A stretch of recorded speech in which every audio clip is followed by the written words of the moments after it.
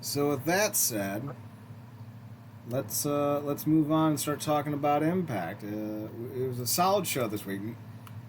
Granted, a bit of a letdown compared to the last 2 weeks, but it was solid. I think we got the last Sami Callahan match. It was on BTI. I didn't see that. Then we had Alan Angels taking on Chris Sabin. I don't get why Impact is pushing Alan Angels. To me, I don't see the value in him. Maybe if you put him in a mask, but for what he is, like I feel like uninteresting, no charisma, bald X Division guy. We have enough of those. We might not technically have any of those, but we have enough of those. I don't need to say anymore. Saban retains. It was fine. Afterwards, however, we get the announcement that Kenta will be at Bound for Glory and Chris Sabin will be challenging him, and defending his X Division Championship against Kenta. So that's going to be dope. Bound for Glory is already popping off in a big way.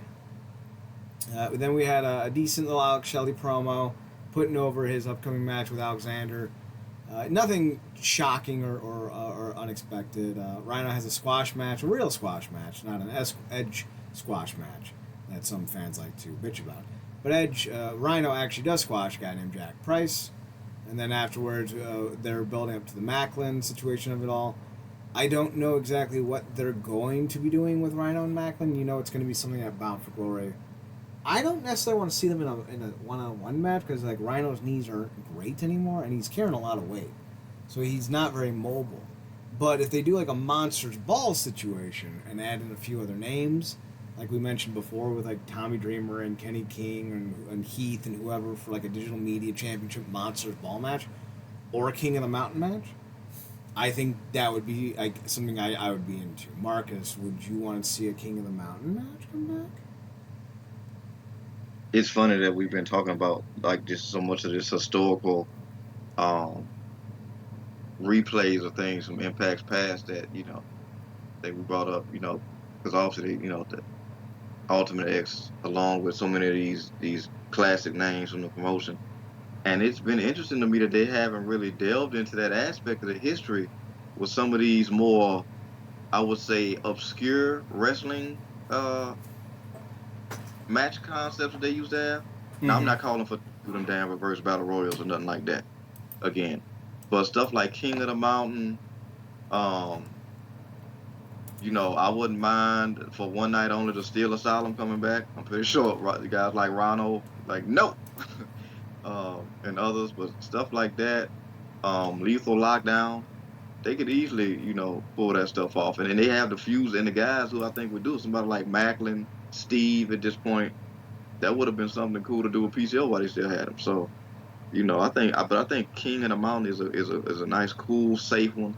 It has some of those more obscure, I should say, concepts with it. But that's something they even used in the X division in years prior. And I thought that was probably one of their best ones. Of course, it was featuring uh, the Ace version of Suicide, which I'm biased to. But yeah, It ain't bad.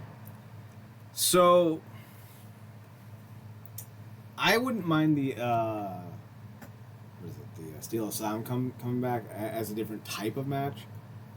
CZW used to do this, and maybe they still do. This cage match where the cage was around the ring side, like around where the fans are against the guardrail, but there was no ceiling to it.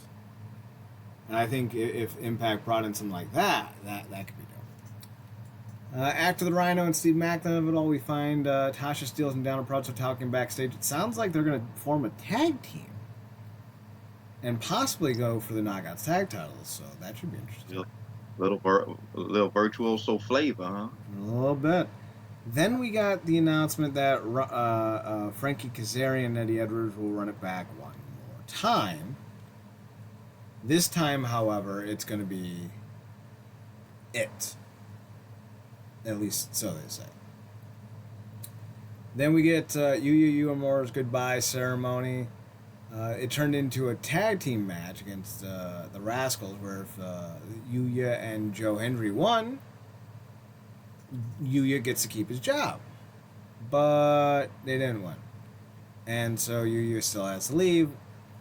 They're doing a nice job saying goodbye to Yuya. I don't think Yuya. Hey, listen, Yuya's a hell of a hand. I don't think he's going to be the guy in this company that fans like to meme him as being. I don't think they're going to miss him at all. And like he was a what do they call it? An excursion guy.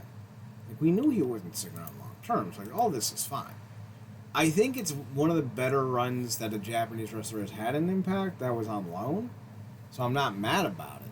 I still think the best was Sonata's. I think they gave Sonata a lot of time and a lot of storylines and a lot of substantialness. But Yuya's is up there. Let's see. That brings us to apparently Giselle Shaw promo. We had a Cody Diener promo. Then we got a tag match, which I really enjoyed. It was Heath and Dreamer versus Sheldon Jean and Kenny King. I really like Sheldon Jean and Kenny King together. I'm still pushing for the idea of Maven, though, popping in and doing a feud with Kenny King. I think that would be fun, especially for the Digital Media Championship. Solid tag team match. Dreamer won with a Dreamer driver in the corner, if I remember correctly, and the good guys get the win. But post-match, Crazy Steve attacks Tommy Dreamer. He was sitting in the audience paintless and with a hat on and sunglasses. And he jumped Tommy Dreamer. They're setting up for something for Bound for Glory as well. Who knows what it's going to be. Again, I'm sitting here hoping for a Heath, Dreamer, Rhino, Macklin, Crazy Steve, Digital Media, King of the Mountain match. But I'm a sycophant and sadist. So that's where I fall. We get a tag team promo with Ace and Bay. They're talking about the tag titles and the tag title briefcase. John Skyler comes up. He wants to face him. His buddy, I forget, Jason Hotch, is on leave with paternity because he just had a little girl or a little boy. I don't remember which. So he needs a tag team partner. They're going to set it up for next week. It's fine.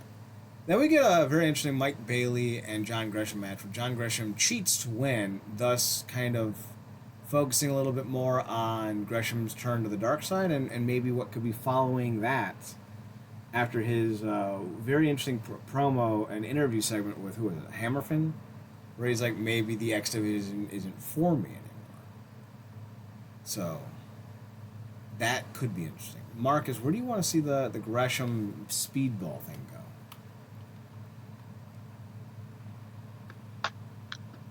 I think they eventually need to put a title in between these two, man.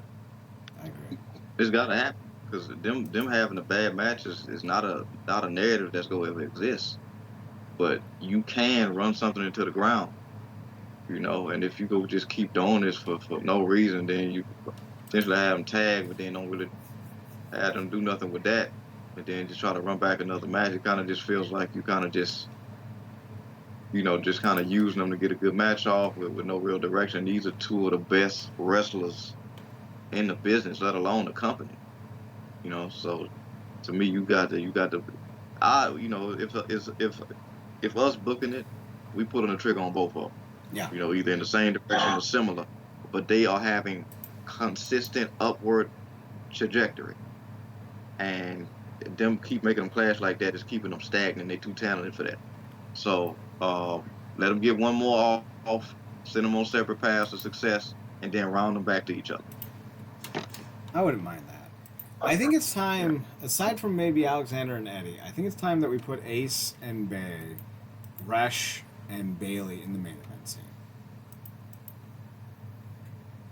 I really think it's time that we go in that direction. While I love Moose, I feel like Moose may be better off right now not as a main eventer and maybe serving as kind of the gatekeeper to the main event scene, having guys beat Moose to either retain the belt or to earn a shot at the belt. I feel like that's where Moose is best at the moment. And outside of Moose and Eddie and Josh, I don't really see any other guys that... I think Eddie should actually adopt the same position that Moose has. But I don't see any other, like, outside of those three guys, I don't see any other main eventers. I know a lot of people like Macklin. I don't think he's a main eventer. So I think it's time that we start to see what Gresham and Speedball and Ace Austin and Chris Bay have, because I think that's your next group of guys.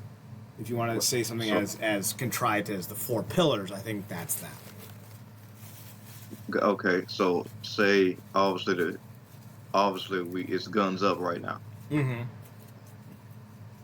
If you got four names to work with for the new main event guys on a consistent basis, you got Gresham, Bailey, Ace, and Bay. Bay. Who is going after what title? Well, now you gonna do like a fatal four, uh, with So the. Yeah. I think what I would do is I would do some type of swerve type of tournament situation where like whoever the champion is, Alex Shelley, Josh Alexander, or what have you, I would have them lose the title without being pinned. You know that's not a great idea, but the idea would be then to set up a tournament. Maybe 32 men, make it deep, and have your Frankies, your Alexanders, your Sabins, your Shelleys, your Bully Rays, your Dreamers, and all of them. Have them do very well in the first two rounds, and then when they come up against your Gresham, your Bailey, your Bay and Ace, you have those four go over, and then I would have Ace and Bay on one side of the bracket in the semifinals, and then Gresham and Bailey on the other side, and then however I wanted it to end, because I think the way to go might be to go Ace Austin turning into a Shawn Michaels villain arc, have Ace cheat against Bay to win, and then face Bailey in the main events for the title, and then have Ace use some type of shenaniganry to get the win there as well, thus setting him up as your new heel, and having Chris Bay and Mike Bailey chasing the belt, kind of adding a little bit of a will they, won't they work together. I would also, as I mentioned last week, introduce a new title for Gresham to dominate. Or maybe just put the X Division belt on him and have him just brutalize the X Division during this time period. And then I would have guys like Sabin, Shelley, Frankie, Eddie, Alexander, and Moose involved in tag team affairs, non-title affairs to really bolster the brand a bit. And I think that's the direction I'd go for the next 6 to 12 months. Maybe I'd go back to having Alexander as champion for a spell. And maybe what I would do is have that same tournament play out, but for the number one contendership, and then have Ace Austin beat Alexander for the title. That way you can have a little bit of program with those two. But that's the direction I would go in for now. Unless they land someone like Dolph Ziggler or even bigger CM Punk. Which I don't think either is likely, but I would say both are possible. Yeah, well, something like, I mean, like Ziggler would certainly be an interesting thing, but I don't even know where his head at is right now. Because he's wisely in seeing just where the writing was on the wall for years. I think wisely set up a lot of stuff outside. That's why he was outside of wrestling. That's why you saw him do comedy and other stuff. But that's what you're supposed to do. But he would be a great get. We talked about Benjamin last week. Um, I think Benjamin as a coach to Gresham is a great idea. They're both grapplers. They're both submission guys. And I would even roll out bringing back Charlie Haas and having Haas and Benjamin do a run on the tag team scene as the world's greatest tag team again. That'll be nice, man. You run that back, them versus, and obviously that, obviously age is a thing, but those guys are still. Though I know, Benjamin, got that Angela Bassett thing with his age. And Haas was looking good before until he ended up giving himself a concussion. Yeah, so they could run that back. That'll be cool to see against, maybe gonna say the Guns, or they to your point, you could run it with Moose and Myers, or Rhino and Heath, something like that. Never know. But for some reason, because you said obviously you don't see Macklin as a main eventer, but I very much see him as an obstacle to those main eventers. I do think he can be used to help elevate the guys. Absolutely. Yeah, because when you was talking, I'm like, I think him and somebody like Gresham with those opposing styles could have a barn burner. I was thinking Speedball. Mm. I think that could be very interesting. Yeah.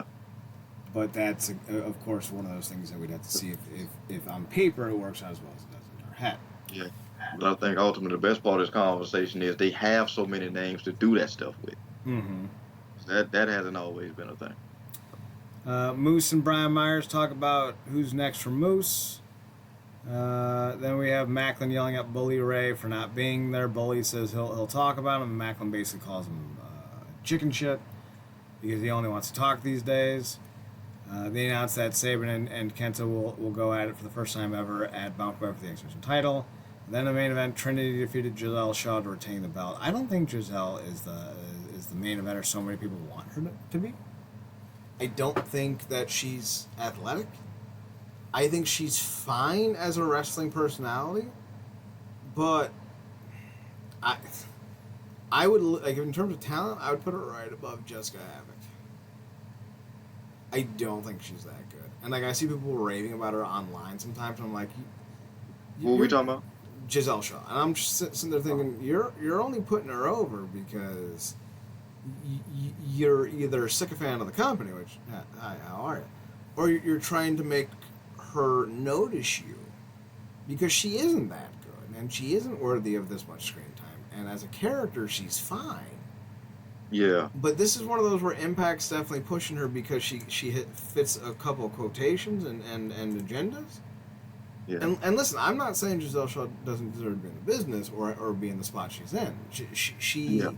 She should be on the Impact roster because I think she has a lot to provide. But if you're going to sit here and tell me with a straight face she deserves more airtime than Jody Threat or Savannah Evans, I'm going to call you a liar. I don't need to sit here and check and look at check marks and quote what's the word I'm looking for? Quotas. Like she is a trans woman, and that is a thing that she is. Yeah. No one's going to take that away or diminish that. But just because she is doesn't mean she should be a headliner, and it doesn't mean she shouldn't headline if she was good enough. I just don't think she's good enough. I don't think she's athletic enough.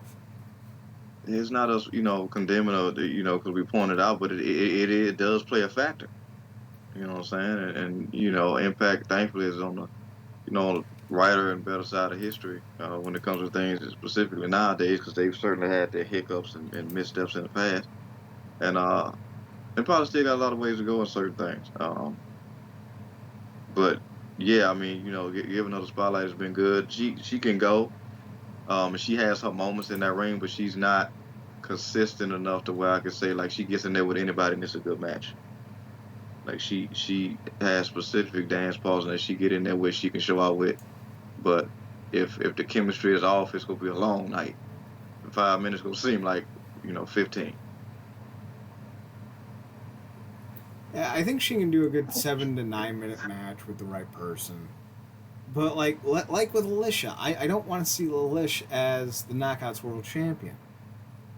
She's just not athletic enough. She's just not talented enough. Same thing with Giselle. I just don't think she's good enough to warrant the title. Now, her being in the ring with Trinity in the main event of an Impact, not the worst thing in the world because she lost.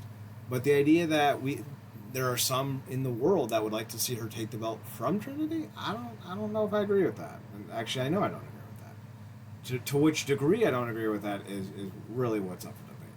Now, they are building up to Mickey versus Trinity. I don't know how long Trinity's contract is. I think she's... If it was only a 6-month contract, which Impact is known to do for some dumb reason, she is near the end of that contract, so I could see Mickey winning the belt back. But I hope not, because I really do hope that if and when Trinity moves on to a different place, she drops it to somebody like a Jody Threat, Savannah Evans, or somebody else we don't know. Or maybe even like Masha Slamovich. And helps put someone else over on the way out.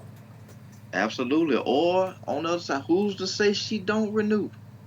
It's always a potentiality. Like, she's having, it feels like, at least, from a viewer perspective, like she's having the time of her life, like she's experiencing a new form of freedom within this art form, in this company that she just didn't have before, no matter how long the tenure was or how well liked she was and what have you. It's just different air she's breathing right now. Mm-hmm. I'm not saying she don't have aspirations to go back to. I think she, is going to go back to WWE eventually. But, I just think it's, certain instantaneous ceilings that you have, going back there trying to get in the mix, and Impact, she's just gonna have far more an opportunity to have a better spotlight on a consistent basis and be a key player in that division, as opposed to somebody who's a key to somebody else's spotlight. You know. I agree. So let's talk about some other minor bits and bops before we call it a day.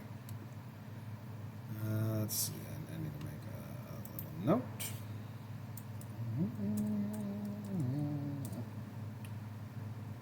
That didn't work. Because I was using the wrong keyboard. I know what I'm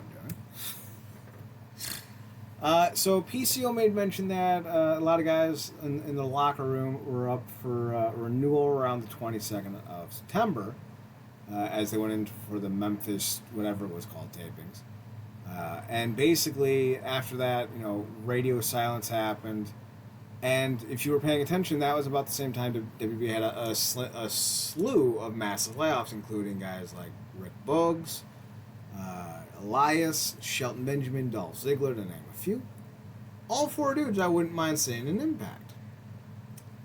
Now, it's not mentioned specifically by PCO, but the timing of the lack of emails and such, and the releases of the WWE talent does seem to be kind of indicative towards one another. After receiving no contract renewal offer by the 22nd and 23rd tapings in Memphis, PCO told Impact that he will go his own way and move on, which is fine. I hope the big man finds what he wants in his next contract. Now, he could return to Impact. Who knows what's going to happen, but it does feel like some of this is going hand in hand with the releases in WWE, and Impact saving some money with guys like Brian Myers, who apparently has an expiring deal, Heath. It was Heath who has an expiring deal, with Sami Callihan and the like. Maybe shifting gears to try to get a Dolph, try to get a Elias, try to get a Bugenhagen, or whatever his real name is. But I also think part of it might also be due to the fact that they're throwing some money at all the upgrades that they're doing. And I think what's going to end up happening is some of these guys will get rehired or offered new contracts come January, assuming they haven't signed with elsewhere with full-time deals. Marcus, do you think there's some money being shifted around right now so that they could go and chase down a ex-WWE guy like Dolph Ziggler? I wouldn't put the narrative out of mind. I mean, look, we was also talking about how, they're about to go through a huge aesthetic shift, in terms of the goal is to upgrade both, technology wise, and which will overall improve the aesthetic and allow them, I guess, the potential ability to get back to days of old where they potentially had pyro, but just an upgrade in production in general, which they've been needing for a long time. But I think this is the right time to do so. Seemingly, while they have everything else elevated, you got this tour popping off, roster feels hot, the buzz, it got some buzz within the company around stuff, so it feels great. But yeah, you kind of have to do stuff like that. But look, you got people on the market who's been eating filet for a long time, and you don't want to provide them with with some well plated ramen. Mm-hmm. You kind of you want to give them what they used to or better. So I would imagine so. And to PCO's credit, look, he had a hell of a run coming in with Honor No More and all that stuff there. And I've mentioned on another show, it feels like PCO has kind of been this version of Impact's Abyss in a lot of ways, being that monster, that unstoppable, or that immovable object, what have you, unstoppable force, however you want to deem it. And look, he's done everything, put his body on the line at his age, in the way that he has, as consistently as he has, in the matches that he has, is insane. I mean, just some of that kaiju stuff he was doing with Jonah is nuts. This guy's like 20 years his senior, probably wouldn't, do that or want to do that with Jonah, but he did, So, I think he had a hell of a run, and I think it may be time to, move on to other passes for a little bit, and get some new faces in there. But I hope the split is amicable, the way he can come back. But this ain't nothing with new. That's new. We've seen this happen before. Guys have had some crazy good stints, and then you know, contracts kind of negotiations failed, and then they went their way on good terms, went elsewhere and did some stuff and came back, a couple of years later or whatnot. So I think that's what this is. Hopefully that's what this is, because even at his age, what I would imagine is as many battle scars his body has, PCO is still somebody who could turn up a hell of a match, you know. So let's move on. Touch real briefly on some minor notes. Then we're going to tackle one last conversation. Juventud Guerrero will be returning to Impact Wrestling. I don't think we've seen him in 15, 16, 17 years. He'll be coming in with Samurai Del Sol, Laredo Kid, and Black Taurus and Conan as part of the Lucha Libre celebration for the Bound for Glory Fallout events, which is the set of TV tapings following Bound for Glory on October 22nd. Then we have Mike Bailey talking about high expectations for Will Ospreay. The two of them are going to clash at Bound for Glory. Mike Bailey has gone on to say on the Sunday Night's Main Event podcast, that is the story there. Will Ospreay and when you think of real workhorses in the world of professional wrestling, when you think of two people that travel the most, that are able to put on consistently awesome and action-packed matches, it's myself and Will Ospreay. I'm sure there are other names you can throw in the mix. There are a couple of people doing awesome things in their own right, but in terms of pure quality in the ring, there is no one like Will Ospreay and I. This is going to be our 5th singles match. It's been a long story between both of us and a big climb. The pressure's on. Every time I wrestle Will, it feels like this epic clash that expectations in theory couldn't be met. However, this is just what he and I do. The expectations are there because we set them, and there's something we both do in a very calculated way. It's the biggest match of my career at this point, but also it's a very big match.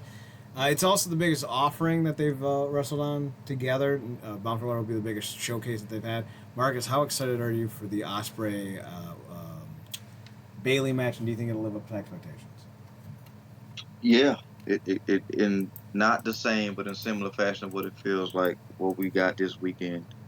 Hell of a wrestling weekend between No Mercy and Wrestle Dream. But it kind of feels similar in a way. Like I said, not the same, in a way to Brian and Sabre Jr. Mm-hmm. In that regard, two top tier guys who, money every time they step in the ring, no matter who it is, coming together. This could very well steal the show, and it probably most likely will. I have no doubt that Alexander and Shelley go put it on, but I don't know, man. It's a different vibe with guys like Bailey and Ospreay. It's just the level of consistency in the performance, Should be very interesting to see how that plays out. Josh Alexander and Ethan Page are kind of done, apparently. According to Sportskeeda, Josh Alexander talked about a possible North reunion with the Outlet, and he had pretty stark words to say. We kind of play in separate sandboxes, and we really don't have much of a relationship anymore because of that. I'm really not focused on anything tag team wrestling. If I were to tag with, I think they meant anything with anybody. If I were to tag with anybody, honestly, I don't think Ethan would be my first pick right now. When asked who he would pick as his partner, Alexander replied, "It's tough to say right now heading to Bound for Glory, but I think I would have to pick Alex Shelley as my partner, even though he has a long storied history with Chris Sabin, with the Motor City Machine Guns. I think the blend together would be nice. If I had to pick anybody else, it'd be Mike Bailey. Just for me, Canadian connection. Hopefully, we can bring back Team Canada 2.0 one day. I'd love to see that. Marcus, Team Canada 2.0. Are you here for it? I think it would be great. And to that quote, look, I think that was a time in his career. I think that was a building block to get him to where he is now. They were great when they were. The North is, great tag team, was killing it. But they were who they were when they were that. And now it's something else. And Alexander's on a whole different level, whole different tier. And I understand it. And sometimes those relationships really do work because of the proximity and consistency of that proximity in relation to what they were doing as a team. I think a lot of people want to kind of see more a lot of times in terms of like guys being best friends, but sometimes it really just is business. So yeah, I think it's just one of those things. Uh, but if they can run something like that back eventually, once Alexander gets another singles run, yeah, absolutely. And lastly, the one thing I wanted to touch on is the idea of Ring of Honor. Marcus, I think one of the things that kind of befuddles me about the current Ring of Honor brand is that it doesn't have an identity. We have EJ Nduka, who was formerly of MLW, Powerhouse Hobbs, Kojima, Tony Nese, Josh Woods, Athena, Rocky Romero, Chris Daniels, Scorpio Sky, Fred Rosser. It feels more like a roster of guys that were thrown together because they weren't good enough to make it on the big league card. And less like what Ring of Honor was, which was a showcase for the technically inclined to have a home and showcase themselves. Because like when you think about like when Ring of Honor made its bones, Samoa Joe, Bryan Danielson, CM Punk. When you think about that, like it wasn't just like a flash in the pan. Like those three guys were just the three guys at the time. Those three guys were the best of the versions of wrestlers they were looking for. They were looking for guys that could brawl. They were looking for guys that had submission wrestling, that were brawlers. It's why they went with Nigel right after that. It's why they brought in, I forget his name, the Japanese wrestler who defeated Nigel, took the belt from him. It's why they had Homicide for a long time. They have a physical style of wrestling that's more akin to New Japan circa 2010 than it is anything else. And now I'm seeing guys like Scorpio Sky, Fred Rosser. I see, Rocky Romero's not that guy anymore. I'm seeing Ethan Page. He's sure as shit not that guy. And I'm thinking to myself, this isn't really a great roster. At least one that screams Ring of Honor. Now, if you put Lucha Underground, Global Force Wrestling, WCW, any other name you can think of, sure, maybe this is a decent roster. But Ring of Honor it has an identity to it. I feel like these new wrestlers don't match that identity. Like think about like having nothing but pure technical wrestling on Extreme Championship Wrestling, or have say a guy like Ezekiel Elliott, not Ezekiel Elliott, just Ezekiel, Big Zeke, winning the ECW World Title. Like that wouldn't be a good thing.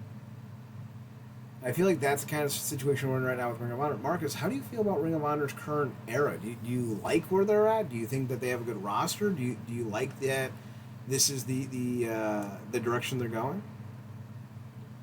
I'm digging it. Look, I think Athena is the crown jewel. Obviously, Samoa Joe has been having a hell of a run, and when he gets in the zone, there's few people that can touch him on the mic or in the ring.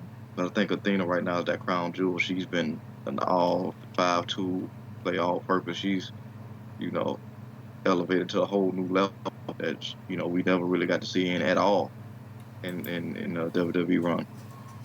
But yeah, and I was thinking about this too because coming off of watching No Mercy this weekend, I think for me I'm sorry, the what they call a special live event, Premium live. Yeah, thank you, premium live event. It really solidified to me the level at which or the settledness to which this 2.0 brand has gotten to in terms of honing its own identity. Because when it first kicked up, you got all these bright colors and it was all these guys and these names that I didn't know, and it just overall aesthetic vibe and just feel that I just wasn't used to, and it really wasn't meshing with me. And I tuned out for a while there, and it took guys like Carmelo, which at one point Carmelo and Trick was the only reason I was watching. Then I started, kenning the guys like the Creed brothers and some other names. I think Nikita Lyons gets anybody's attention. But slowly but surely I started, paying attention to some guys, and they got consistently better. And now it's, you got guys like Melo, Trick, Dragunov, and a lot of other names that are really honing themselves to make it their version of NXT.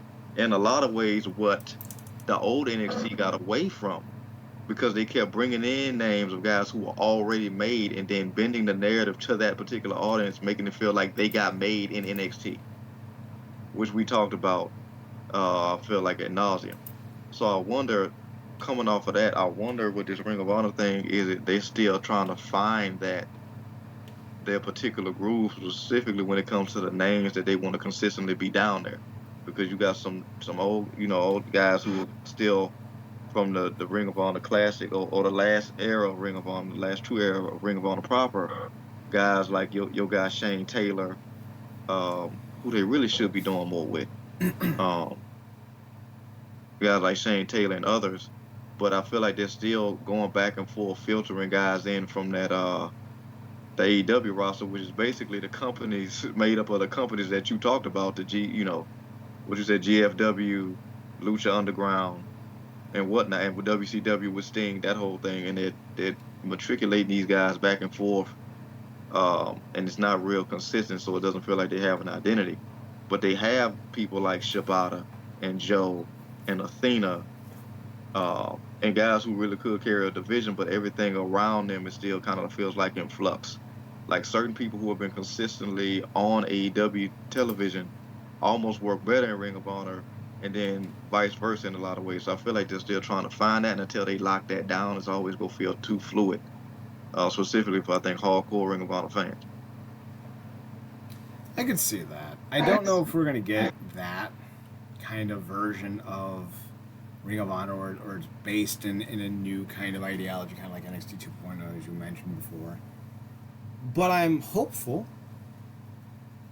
I really am. I'm hopeful that this new era of Ring of Honor gets turned around and finds its own identity. Because right now, I feel like the company could easily shuffle things around and bolster the Ring of Honor brand if they wanted to.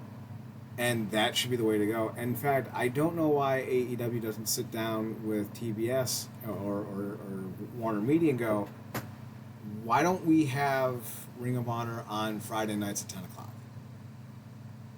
Because let's be honest, Rampage really isn't the show that we want to watch. And with Collision and Dynamite, why even bother with Rampage? So the idea should be that we switch things around and make it the Ring of Honor show, right? Yeah. I'm not the only one who thinks that.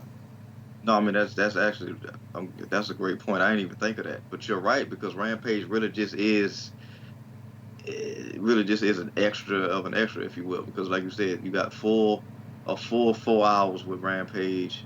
I mean, with Dynamite and Collision, who I a lot of times forget even is a thing, because I'm just not, unless it's a pay-per-view, I'm not even thinking about a wrestling show on Saturday.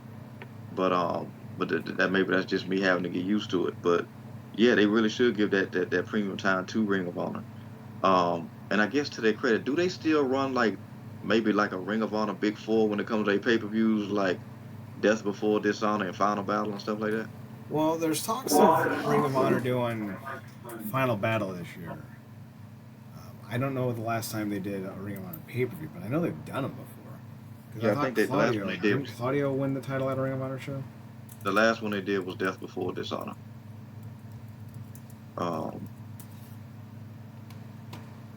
Pretty sure Claudio won the Ring of Honor title at a Ring of Honor show. Let's double check. See, Death Before Dishonor 2023.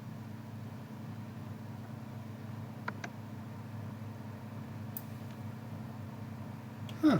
I just found out that Claudio is married to or dating Sarah Del Rey. Didn't know that. Interesting. Let's see. That's 2023. That happened. Yeah, that happened back in July. Let's see. So Claudio won his first one at Death Before Dishonor, and then he won his second one at Final Battle. So they are still doing Ring of Honor pay-per-views. Yeah, he retained because, yeah, that was definitely Death Before Dishonor. So I would imagine they still doing the Big Four, but to your credit, if they doing Death Before Dishonors and Super Card of Honors and Final Battles, and I forgot what the other one was.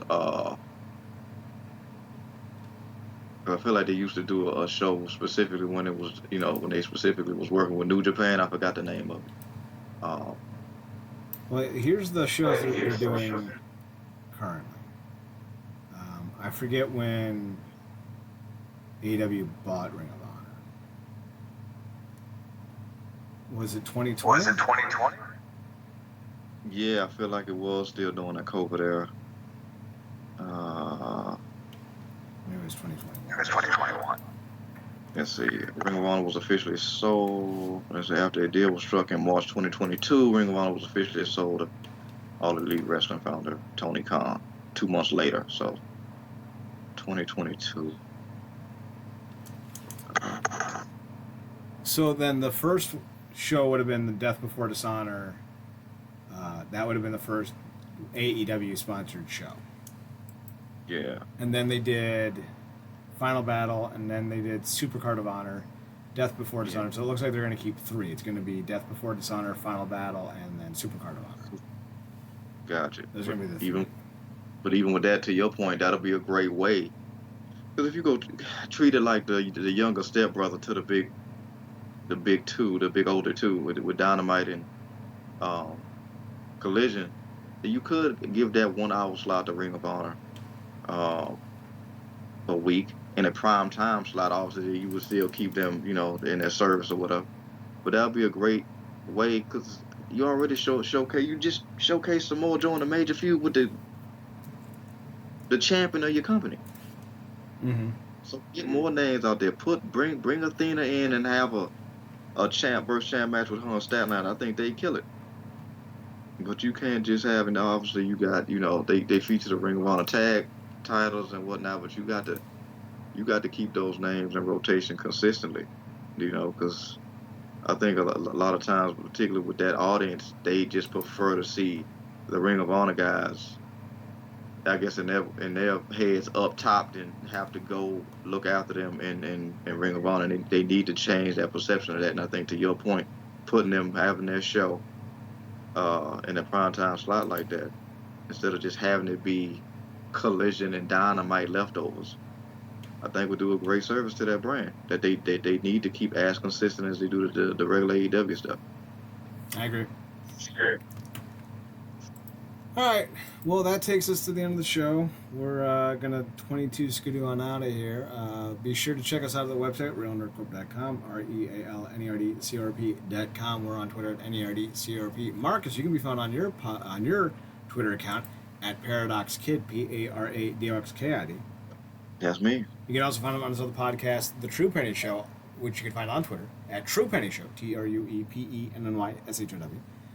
You can find me on Twitter, Chad Nerdcorp, CHADNERDCORP, and on the Instagram at Chad's Photo at CHADSPHOTOHUT. Also, be sure to check us out next Monday as well for another edition of the Wrestling Underground podcast.